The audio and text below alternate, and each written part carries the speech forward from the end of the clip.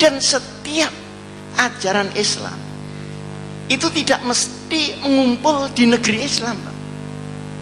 Sebagian mungkin ya, sebagian yang lain itu terserak di mana-mana. Saya baru dari Taiwan.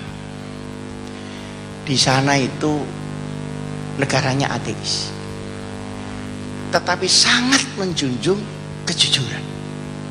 Rombongan saya ketinggalan kopernya di stasiun, diantar buka hotel. Ada teman saya juga yang HP-nya ketinggalan, di taksi kembali, Pak. Ini negara ateis. Jadi barang hilang itu kembali. Nah di Indonesia barang ada hilang. Padahal semuanya bilang la ilaha illallah. Jadi nanti rapot kita itu seperti rapot di universitas begitu, Pak.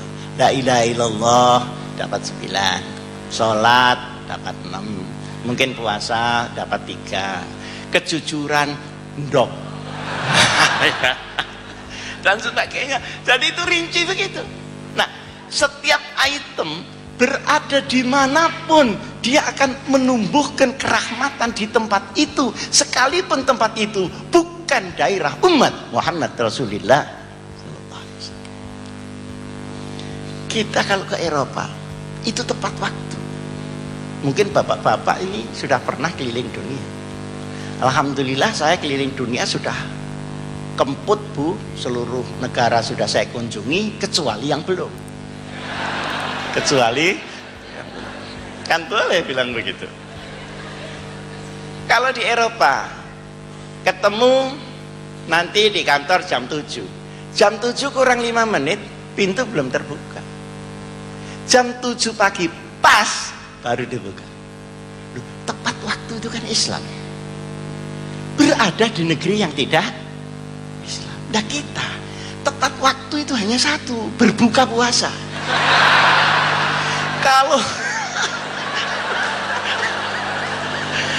ini lihat ketawanya seperti pengalaman ini, kok bisa kalau rapat tidak tepat, kan malah kalau janji kepada orang daerah sebelah Afrika sana ruwet tuh. Kalau sudah dia bilang insya Allah itu banyak tidaknya.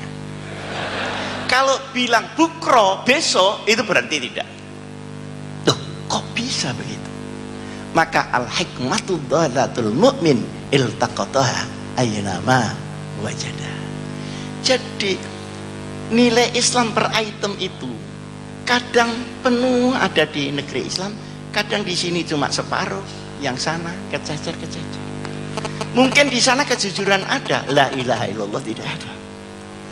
Di sana kejujuran ada, orang semua makan babi.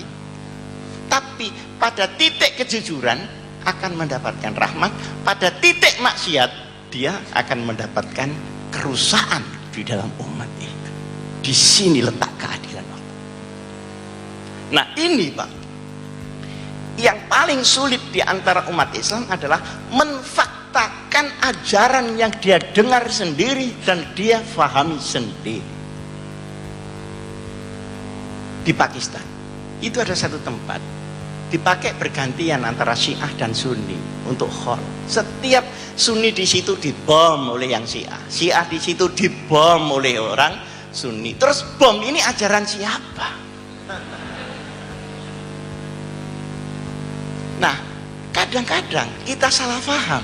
Yang dimaksud udkhulu fis-silmi kafah ini banyak disederhanakan. Seakan-akan yang namanya kafah itu kalau negerinya disetempel Islam. Enggak. Kafah itu ketika orang Islam menjalankan ajaran Islam secara kafah. Contoh, di Indonesia ini ada undang-undang zakat. Iya apa enggak? Zakat. Kan itu sangat Islami. Tapi apakah dengan begitu orang lalu kaya-kaya semua? Enggak, Bu. Tergantung proses ekonomi. Begitu ada undang-undang zakat diumumkan, diundangkan, saya mengumpulkan orang untuk seminar zakat di Jakarta. Ternyata yang datang itu mustahik semua. ndak ada muzakinya.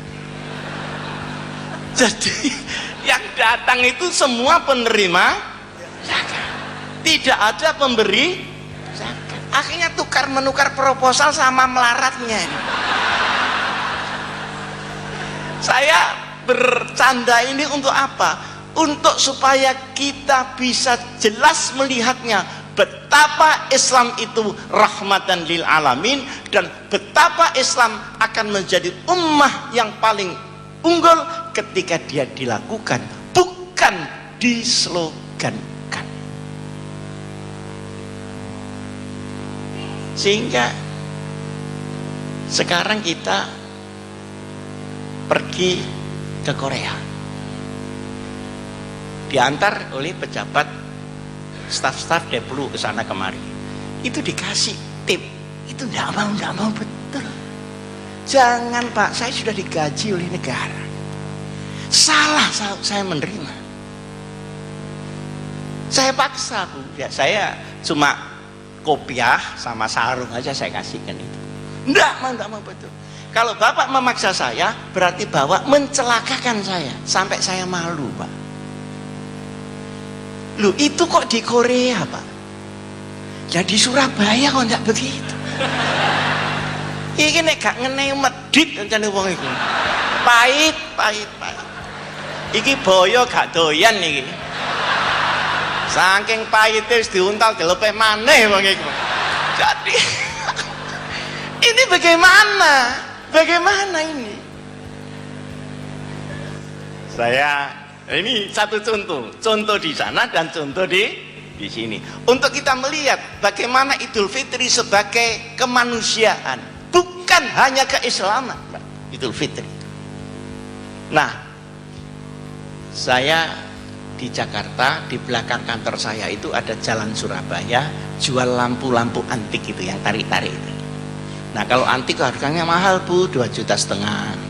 Nah, kalau yang baru, cetakan baru itu cuma 650. Saya minta yang kuno Pak. Oh iya, tinggal satu Pak Haji, panggil saya Pak Haji.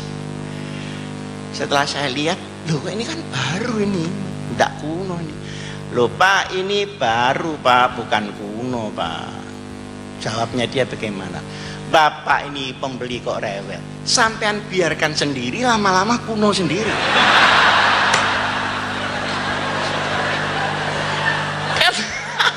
Ini bagaimana negeri kita ini bagaimana dengan ajaran yang selalu digembar-gemborkan itu bagaimana? Saya akan mangkel Pak ya. Setelah mangkel saya bayar 650. Loh kurang Pak Haji. Loh ya kurangnya nanti kalau sudah kuno. Tahu rasa. Setelah saya jawab begitu, dia kaget. Loh, ini orang kok bisa berdebat? Kira-kira begitu. Dia kan merasa sudah diplomat paling ulung kan itu. Saya ditanya, Pak Haji dari mana? Oh, saya dari Jawa Timur. Loh, Jawa Timur mana? Malang. Loh, saya punya rumah di Malang. Di Malang di mana? Ya di kota itu ada pesantren Al-Hikam. Itu pesantren saya. Oh, kalau begitu Bapak ini Pak Hasyim Muzati ya. Kok enggak bilang dari tadi Pak Kiai? Aduh, saya mohon maaf, jangan sampai saya kualat Pak Haji. Jadi dia itu takut kepada siapa Pak? Dia itu takut kepada siapa? Ya sudah, potong 50-600 saja Kiai. Bilanglah kalau Kiai. Gimana tuh Pak? Gimana? Kita termasuk bangsa yang memubazirkan alam kita dalam natural resources, padahal itu larangan berat syariat Nabi besar Muhammad sallallahu alaihi wasallam. Setiap kamu diberi tempat, di situ sudah dikasih rezeki. Jangan ditukar-tukar, itu untuk kamu. Kalau lebih kasih orang. Nah kita enggak, kasih orang. Nah kita menjadi orang asing di negeri sendiri, sementara orang asing menikmati seperti negaranya sendiri. Sing liar, ini penambangan liar, penambangan emas liar, itu mesti wong Jawa sing liar ini.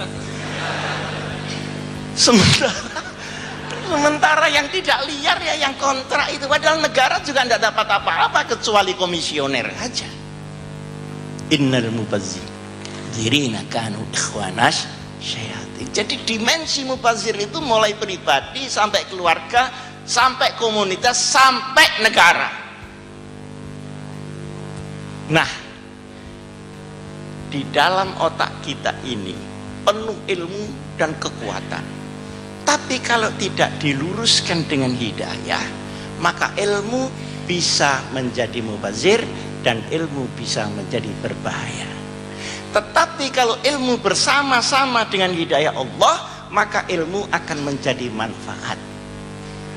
Man izdada ilmu